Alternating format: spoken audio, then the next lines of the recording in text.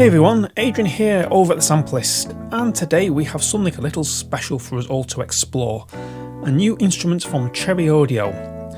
You may ask what makes this one so special. Well, it's actually their first sample-based instrument. This instrument continues Cherry Audio's ethos of resurrecting rare instruments in software form. And today we have the 1964 Wurlybird 140B model electric piano. However, in true Cherry Audio form, aside from a faithful recreation, they have added their own extras for shaping your sound. The Wurlybird 140B was recorded using keyboardist and songwriter Tom Hammer's exquisite reference model, and they've included subtle randomization of key release and pedal sounds to give you that ultra realistic response. The extras I mentioned earlier come in the form of added stompbox style effects. These include tube overdrive, a chorus, rotator, a delay, a reverb, 7-band graphic EQ and a 70s phaser with also a lo-fi effect thrown in for good measure. There's 50 presets to get you up and running with this instrument, which requires 309 megabytes of disk space. Wurlybird 140B is available for both PC and Mac in AU, VST, VST3 and AAX formats, and also standalone.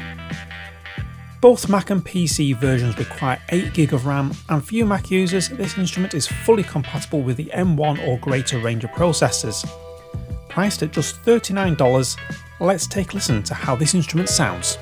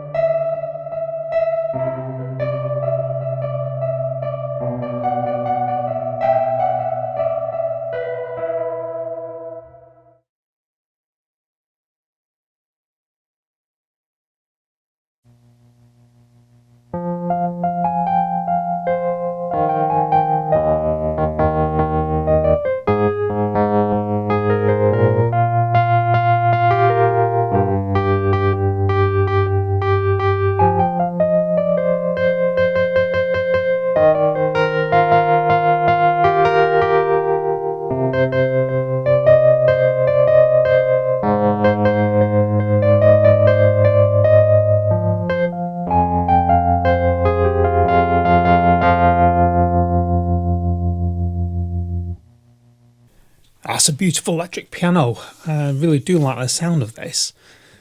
The interface itself is very, very, very simple, and it's sort of like a faithful recreation graphically of what this instrument actually looks like in real life. The controls are very simple. If you've ever used any of the Cherry Audio software before, this will all be very familiar, especially the top section here, in the sense of if you click new, that'll give you a new preset, which we've got here. You can then select your presets by just clicking on the drop down and categorize them as you see fit, because you can put your own collections in there. And then we also have the lovely undo and redo edit buttons. Your little cog brings up your settings so you can change the interface, your MIDI and your counts, etc. You then have the zoom. Now I've already dragged it with the little corners here, but you can do a fixed zoom settings to get you anywhere you want, so you can sort of like make the interface either not the regular size 100% or make it smaller, larger, whichever you wish to do. But for the demo purposes of taking it as sort of like far and wide as my screen can take, by just clicking that, you see that little ribbed bit at the bottom, just click and hold there and you can alter the size of it.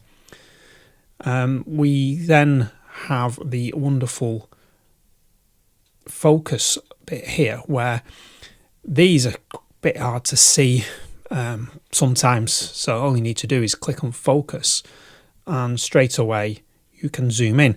Now the cool thing is you can actually use your up and down arrow keys to move around, or on your trackpad you can just slide around, so you can actually go and zoom in and then just press reset and it comes out. But we'll just go into the zoom focus bit for now, so you can actually see these knobs, because this alters the general volume of the instrument. Then we have a vibrato amount, so if I turn this up we get this, and then we can change the rate of that vibrato.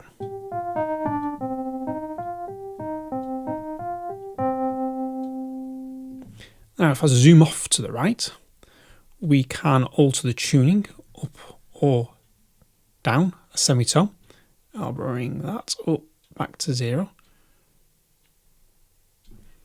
And then you can change the velocity curve, so the more you turn it to the left the softer it is, the more you turn it to the right the harder it hits. So if I put the same pressure on my keyboard we get softer sound, and if I turn it all the way to the right we get quite a gnarly sound, should we say.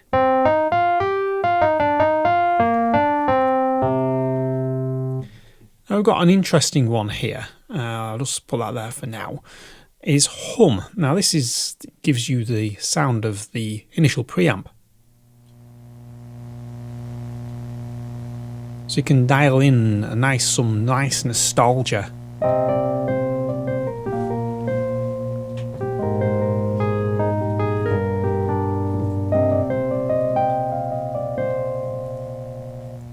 Now I'm just going to reset this whole thing. Just click that new up there and it takes you straight back to sort of like just the initial preset really for the piano. And now you're wondering, where do we get the FX? Just flick that switch and you get a static sort of signal chain, but it's all very logical when you think about it. You know, having the graphic equalizer at the end, you overdrive at the beginning, and you delay and your reverb sort of like towards the end, because essentially that's how you would usually have it in a mixing context, you know, when you're mixing your sounds. Just quickly go through some of these. So we go for the tube overdrive. Now these are like stomp boxes, so if you play guitar or anything like that, you're probably used to these, or experiment with modulars. You just press that button, red light comes on, we now have the tube amp. And I'm just going to overdrive this so you can properly hear them. And we've got 4 different types.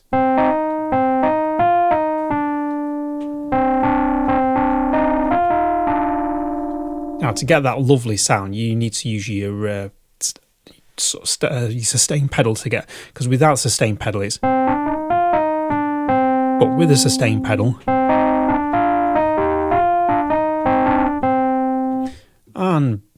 B overdrive, C. So you can hear it's different frequencies, parts of the frequency spectrum.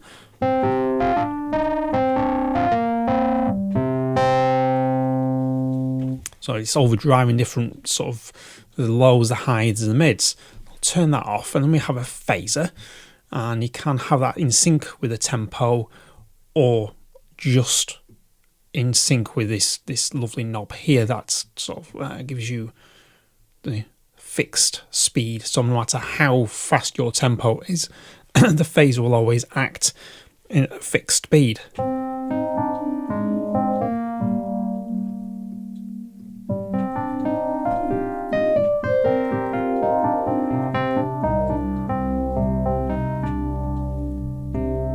I'm going to turn the volume up a little bit. And then we have the chorus. Just normal chorus. A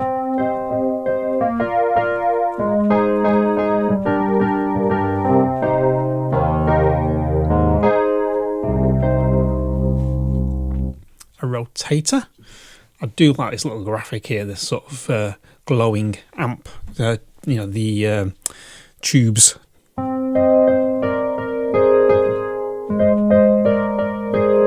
It'll make a fast one.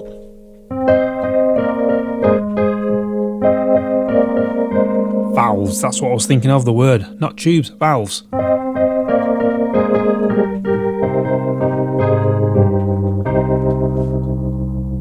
And then we can stick a delay in, so it's a normal type delay here.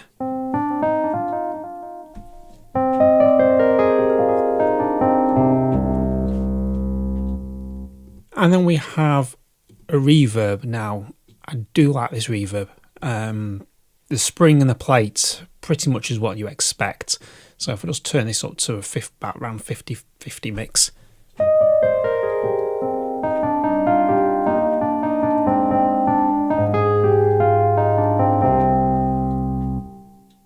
I've put a plate.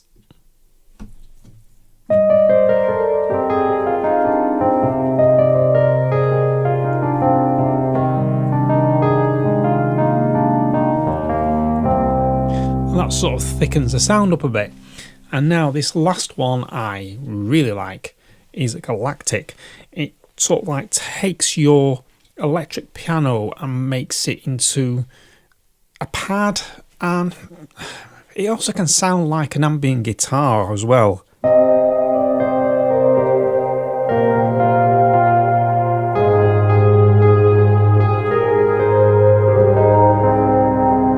Absolutely gorgeous, that. You know, the instrument itself is worth it just for this and with the delay. So if we can stick those two together now, basic settings, not much in the way of tweaking, we get this.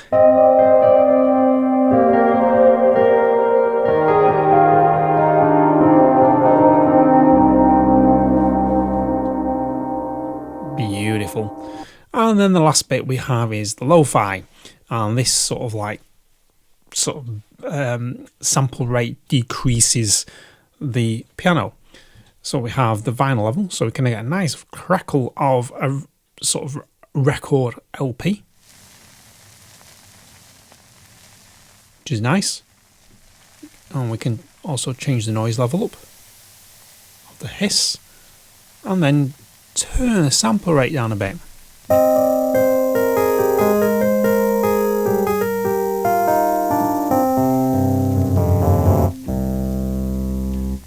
And then we have a 7-band graphic equalizer. Just hit that knob, comes on. I'm not going to go into it into great detail, but it's just 7 fixed frequencies, and you can cut and boost them. Now, when you put all this together, you can create some interesting sounds. Like I've created one I've just called Whirly Pad, because it does turn it into a pad, and I've enabled a chorus, as you can see the lights flashing, and I've enabled a reverb and done a bit of a smiley face graphic EQ, and we get this sound.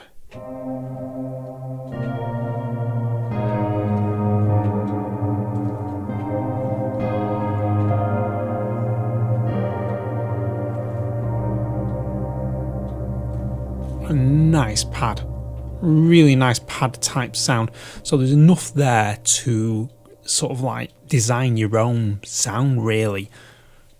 So what we're going to do now is listen to this piano in a sort of composition context. It's more of a sketch than a full-blown composition, just sounds from this library, just to sort of give you an idea of how they all fit together.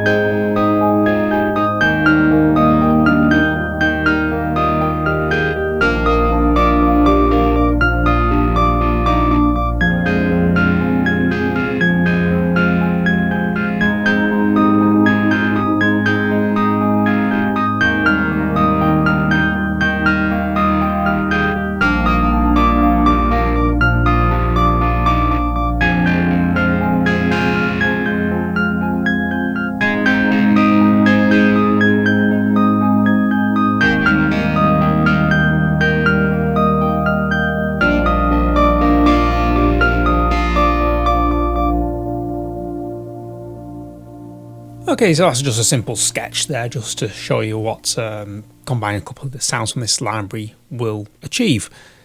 The first one I do want to say is this particular one, the first track here, Wurlybird AE. This is the one I created, which we actually saw a moment ago, and I've used this in the context of a pad. So this is a little bit of sound designing going on. This isn't one of the presets, but this is just a little bit of sound design, just to sort of like give it a bit of a pad.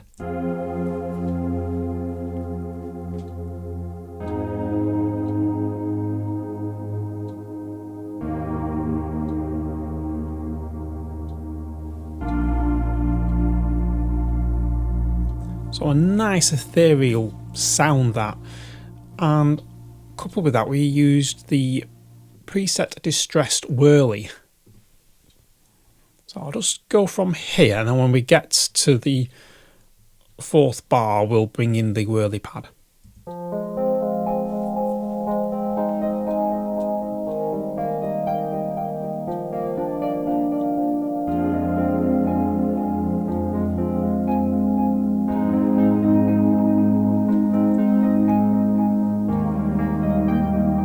So those sit together, absolutely beautiful.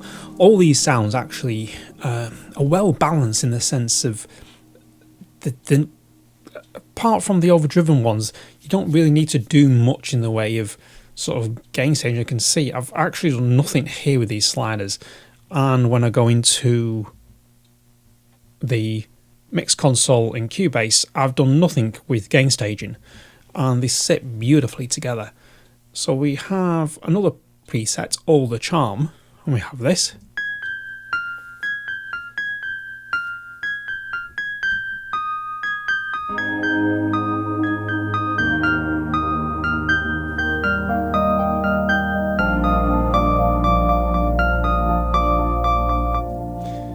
Then this is the only patch that it's like I said before, the overdriven ones, sometimes you need to just bring them down the interface, and that's what I've actually done on this one, which is more to gain.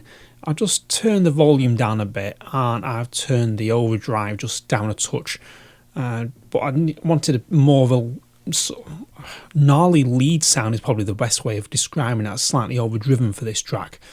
I didn't want to do that, I wanted to do that, and we get this.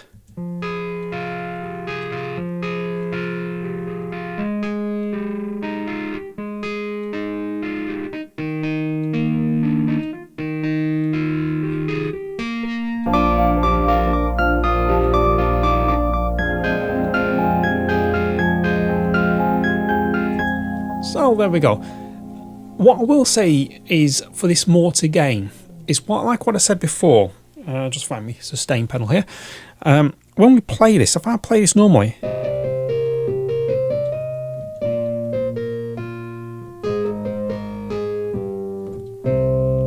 it sounds a little bit tame. But if you do it in conjunction with your sustain pedal, that's when you get that overdriven, gnarly goodness.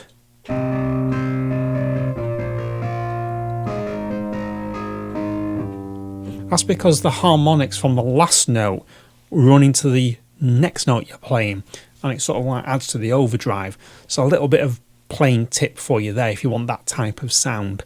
So all in all, a very, very simple sketch, just using a couple of the sounds from this library with a tweaked one from me, which is a bit of a sound design experiment just to show you what you can do with the effects section of this of Wurlybird. As we all know, there's plenty of electric pianos out there, but I've got to say, I've not had the pleasure of playing one that has such a small footprint on your disc, while sounding quite exquisite. It's amazing what Cherry Audio has managed to cram into just 309 meg of disk space, and gives some much more expensive libraries in both cost and disc, you know, a good one for the money actually. At just $39, this library is both a must-have for those seeking an iconic electric piano sound, and at just $39, it's an absolute steal and a bargain. Using the onboard effects lets you shape the electric piano into an array of sounds, from pads to screeching distorted leads. Although it is a fixed signal path for the effect chain, it does make logical sense, especially having the EQ last in the signal chain.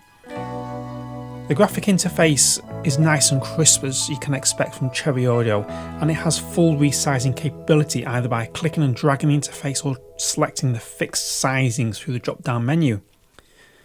Cherry Audio are definitely onto another winner with this instrument, and I hope that this will not be the only instrument where they choose to go down the sampling route. I'm generally excited to see what this new sort of direction is going to take them. I hope you enjoy this video and learn something new. I want to thank Cherry Audio for sending Wurlybird for a review. This is very much appreciated, and this was sort of like a real good trip into the world of electric pianos. If you want to see more reviews, please subscribe to the channel and visit thesampleist.com. Thanks for watching.